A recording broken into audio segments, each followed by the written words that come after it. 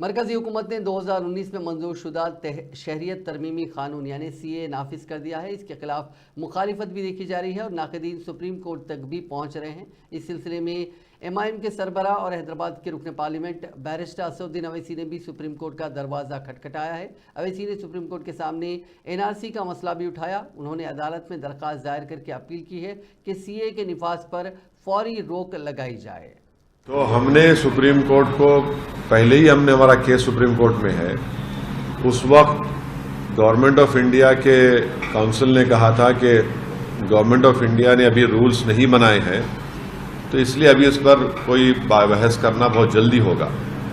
अब जबकि मोदी हुकूमत ने CAA के रूल्स बना दिए हैं, तो सुप्रीम कोर्ट जाना एक अर्जेंसी है, वक्त का अहम तकाजा है, क्योंकि अगर ये सरकार सिटीजनशिप देना शुरू कर दे एक अनकॉन्स्टिट्यूशनल लॉ पर जिसको एक रिलीजन के ऊपर बनाया गया है, तो इससे नुकसान हो सकता है।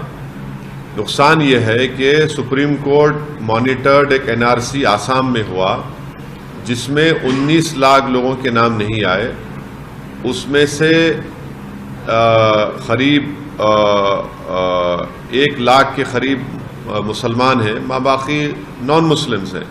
अगर आप इस लॉ के उस रूल्स के तहत उन तमाम लोगों को हटकर होगा तो हम दे देंगे, तो ये भी एक किस्म का एल्योरमेंट है।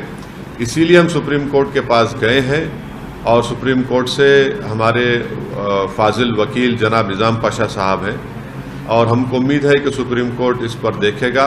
अब देखेंगे सुप्रीम कोर्ट में क्या होता है। सर, आपने जैसे CAA जैसे